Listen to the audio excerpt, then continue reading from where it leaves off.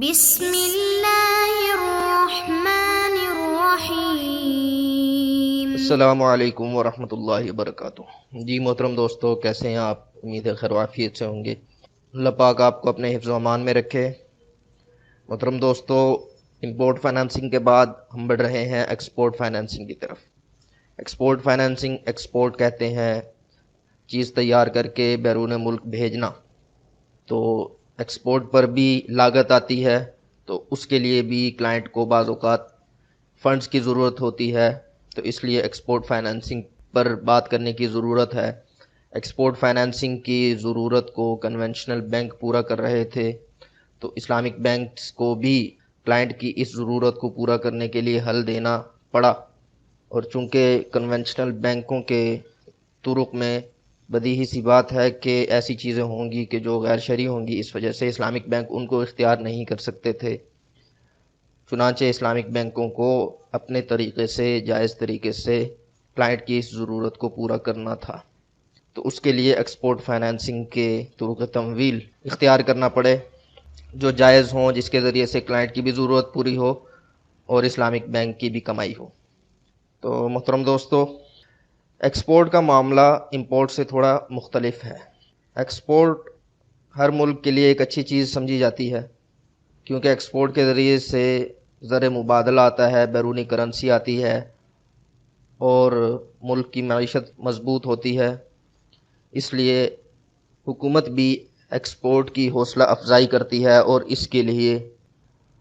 اس حوصلہ افزائی کے لیے حکومت مختلف قسم کی اسکیمز، مختلف قسم کی سبسڈیز اور مختلف طرح سے ایکسپورٹر کو سپورٹ کرتی ہے کہ وہ بڑھ چڑھ کر ایکسپورٹ کرے۔ تو اسی حوصلہ افزائی کی مد میں ایک اسٹیٹ بینک کی طرف سے ایکسپورٹ ری فائنانس اسکیم متعارف کرائی گئی، جو بہت عرصہ پہلے کی بات ہے، 1973 میں غالباً یہ لائی گئی۔ اس ایکسپورٹ ری فائنانس اسکیم کا ہم تعارف دیکھیں گے کہ یہ ایکسپورٹ ری فائنانس اسکیم کیا ہے۔ تو ایکسپورٹر کو سپورٹ کرنے کے لیے، ایکسپورٹر کی حوصلہ افزائی کرنے کے لیے اور ایکسپورٹ کو فروغ دینے کے لیے حکومت کی طرف سے ایکسپورٹر کو کم شرح سود پر قرضے دیے جاتے ہیں۔ یہ ہے ایکسپورٹ ری فائنانس اسکیم۔ تو یہ کیسے ملتے ہیں؟ بینک ایکسپورٹرز اور اسٹیٹ بینک کے درمیان واسطہ بنتا ہے۔ اصل میں اسٹیٹ بینک یہ کہتا ہے کہ ہم آپ کو پیسے دیتے ہیں، اس پیسے سے آپ آگے ایکسپورٹر کو قرضہ دو، اور اس پہ آپ وہ شرح سود چارج نہیں کریں گے جو عام طور پہ آپ کلائنٹ سے کرتے ہیں، بلکہ اس پہ کم شرح سود چارج کریں گے۔ تو اس لیے اسٹیٹ بینک خود پیسے دیتا ہے بطور قرض بینک کو، اور آگے بینک واسطہ بنتا ہے کلائنٹ اور اسٹیٹ بینک کے درمیان، اور بینک اس عمل کی فیس چارج کرتا ہے۔ اب یہ تو سودی بینکوں کا طریقہ تھا۔ اسلامک بینکوں کے لیے یہ طریقہ قابل عمل نہیں ہے، کیونکہ وہ اسٹیٹ بینک سے قرض نہیں لے سکتے، اور پھر اس قرض کے ذریعے سے وہ سود کما کر اسٹیٹ بینک کو نہیں دے سکتے۔ اس لیے اسلامک بینکوں کو ایکسپورٹ ری فائنانس اسکیم کو بھی اسلامائز کرنے کی ضرورت تھی، تو اس لیے اسلامک بینکوں کو ایکسپورٹ ری فائنانس اسکیم کا جائز متبادل لانا پڑا۔ تو ایکسپورٹ ری فائنانس اسکیم کے جائز متبادل 3 تھے۔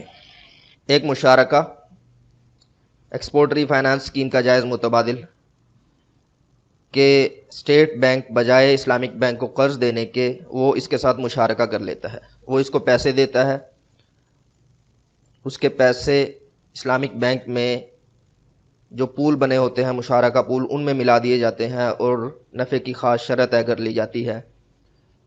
پھر اس پول کے ذریعے سے جو کمائی ہوتی ہے وہ دونوں کے درمیان تقسیم ہو جاتی ہے، یا مضاربہ کر لیتا ہے اسٹیٹ بینک، بحیثیت رب المال وہ اپنے پیسے دے دیتا ہے، اور اسلامک بینک بحیثیت مضارب اس میں کاروبار کرتا ہے، اور نفع کی شرح طے کر لی جاتی ہے۔ یا وکالت الاستثمار اسٹیٹ بینک کرتا ہے، یعنی اسلامک بینک کو اپنا وکیل بناتا ہے اس بات کا کہ اس پیسے کے ذریعے سے تم کماؤ، اور جو نفع حاصل ہو وہ مجھے دو، میں تمہیں اس کی فیس دوں گا۔ تو یہ 3 طریقے متعارف کرائے گئے ایکسپورٹ ری فائنانس اسکیم کے۔ تو محترم دوستو، اس کے بعد ایکسپورٹ فائنانسنگ جو ہوتی ہے اس کی اقسام بھی ہمیں دیکھنے کی ضرورت ہے۔ ایکسپورٹ فائنانسنگ دو طرح کی ہوتی ہے، ایک pre shipment financing. Pre shipment, shipment کہتے ہیں چیز کو روانہ کرنا، شپ جہاز کو کہتے ہیں، لیکن عام بھی اگر جہاز کے بغیر بھی یہ اصطلاح اتنی عام ہو گئی ہے کہ کسی اور ذریعے سے بھی اگر بھیجی جائے تو اس کو شپ کرنا ہی کہتے ہیں۔ تو بیرون ملک چیز بھیجنے سے پہلے اس کی تیاری میں اگر فنڈز چاہیے تو اس کو کہتے ہیں پری شپمنٹ فائنانسنگ۔ ایکسپورٹر نے جو مال تیار کرنا ہے برآمد کرنے کے لیے، اس کے لیے جو اس کو فائنانسنگ دی جاتی ہے اسے کہتے ہیں پری شپمنٹ فائنانسنگ۔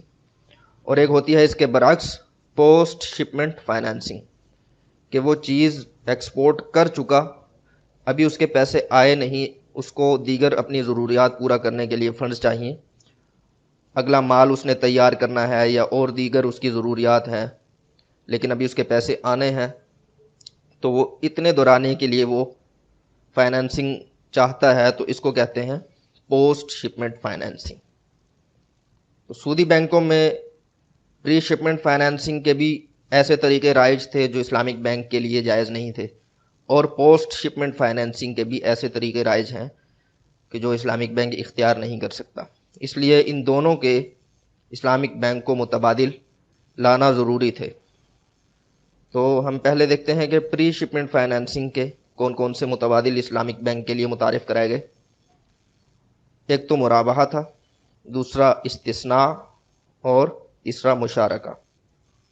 ان کی تفصیل ہم انشاءاللہ اگلے سیشن میں دیکھیں گے، ابھی صرف آپ نام پہ اکتفا کیجئے۔ اور اس کے بعد پوسٹ شپمنٹ فائنانسنگ کے لیے کون کون سے طریقے لائے گئے؟ ایک وکالہ یا قرض حسن۔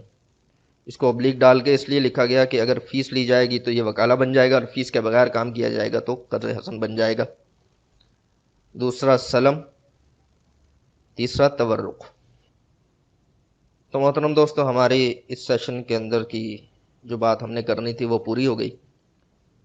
اس سیشن میں ہم نے ایکسپورٹ ری فائنانس اسکیم کا تعارف دیکھا، اس کا جائز متبادل اسلامک بینک کیا لے کے آئے، ایکسپورٹ فائنانسنگ کی قسمیں دیکھی، اور ان قسموں کے لیے اسلامک بینک نے کیا متبادل اختیار کیا وہ ہم نے دیکھے۔